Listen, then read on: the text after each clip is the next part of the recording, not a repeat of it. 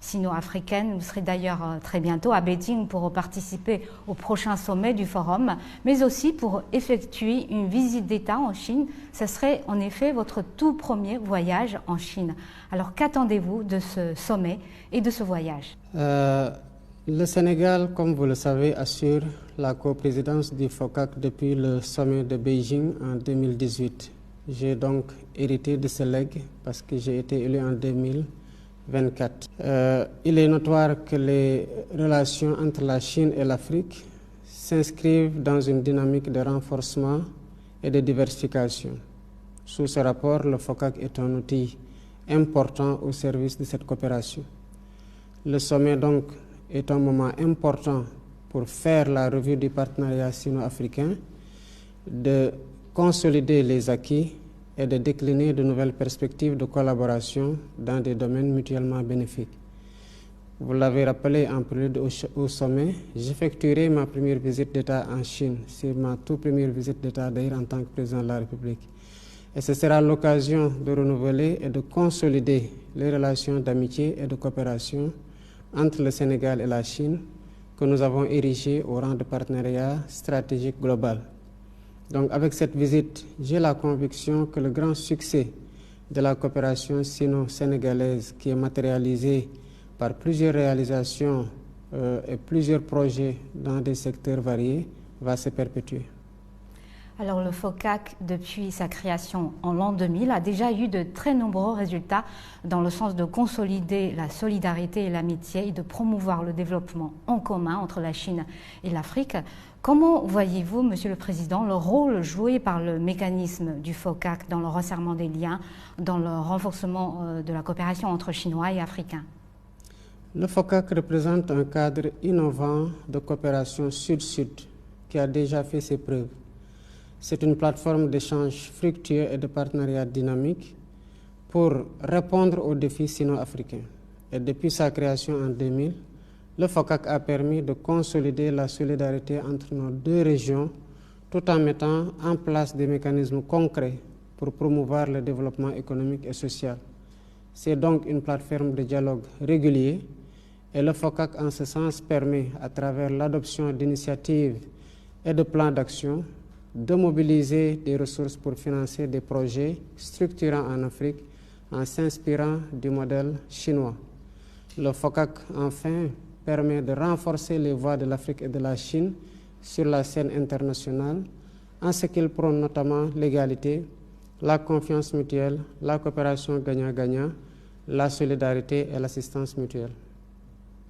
Et justement, Dakar, la capitale du Sénégal, a accueilli en 2021 la 8e conférence ministérielle du FOCAC, lors de laquelle le président chinois Xi Jinping a annoncé 9 programmes pour booster la coopération sino-africaine. Et en août l'an dernier, en Afrique du Sud, à l'occasion d'une conférence réunissant dirigeants chinois et africains, le président Xi a encore lancé 3 projets et initiatives pour soutenir l'Afrique dans ses efforts de l'industrialisation, de la modernisation de l'agriculture et de la formation des talents.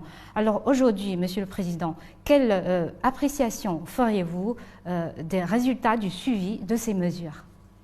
En tant que coprésident du FOCAC et hôte de la 8e conférence ministérielle du FOCAC qui s'est déroulée à Dakar, le Sénégal a été témoin des importantes réalisations de ce partenariat, en particulier dans le domaine des infrastructures, avec la mise en œuvre de l'initiative La Ceinture et la Route.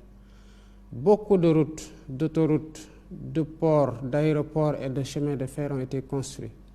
Des investissements importants ont été réalisés dans le domaine de l'agriculture, de la formation technique et professionnelle, de l'hydraulique et de la santé.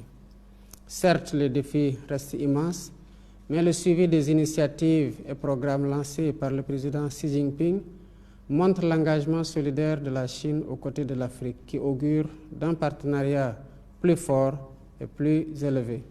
Nous pouvons donc exprimer notre totale satisfaction dans cette coopération dans le modèle chinois. Et comme vous l'avez déjà rappelé tout à l'heure, Monsieur le Président, la Chine et le Sénégal sont liés depuis 2016 par un partenariat de coopération stratégique globale. La Chine est aujourd'hui le premier partenaire commercial du Sénégal. Le Sénégal a été le premier pays en Afrique de l'Ouest à rejoindre l'initiative La Ceinture et la Route. Peut-on s'attendre à un renforcement de cette relation bilatérale sous votre mandat, vous qui recherchez la souveraineté nationale dans tous les domaines? Pensez-vous que la coopération chinoise pourrait vous accompagner dans cette dynamique?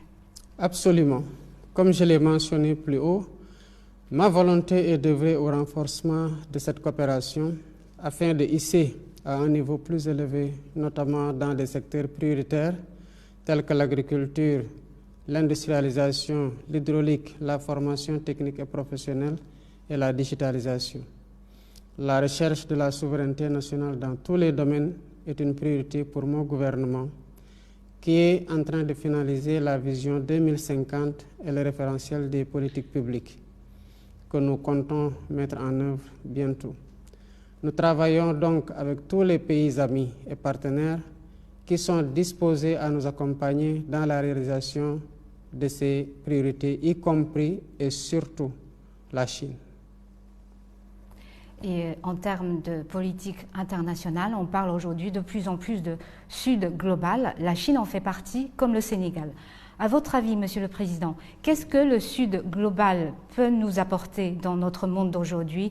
Et comment voyez-vous les efforts fournis par la Chine pour promouvoir la coopération au sein du Sud global et pour pousser les pays en voie de développement à progresser ensemble? Le Sud global regroupe essentiellement des pays en développement et devient de plus en plus une réalité dans les relations internationales.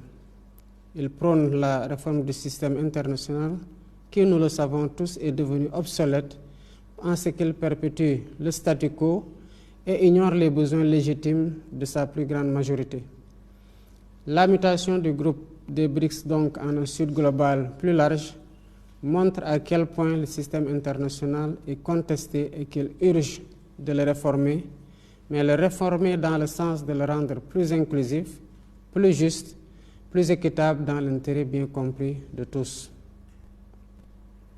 Bon, une dernière question avant de terminer cet entretien, Monsieur le Président. La République populaire de Chine va souffler sa 75e bougie en octobre cette année. Quelle évaluation auriez-vous des résultats obtenus par mon pays sur son chemin de la modernisation à la chinoise et que pensez-vous des initiatives lancées par le président Xi Jinping ces derniers ans en termes de développement mondial, en termes de sécurité et de civilisation? Et je vous dis déjà joyeux anniversaire par anticipation et joyeux anniversaire au peuple chinois, à la République populaire de Chine. J'aurai l'occasion d'adresser mes félicitations au président Xi Jinping et de lui renouveler l'amitié du peuple sénégalais au peuple chinois. Avec une politique de grandes réformes d'ouverture, la Chine a pu réaliser des progrès impressionnants sur la voie de la modernisation. Et ce, grâce à une approche qui allie développement économique rapide, réduction de la pauvreté et amélioration des conditions de vie de sa population. Donc les résultats parlent d'eux-mêmes.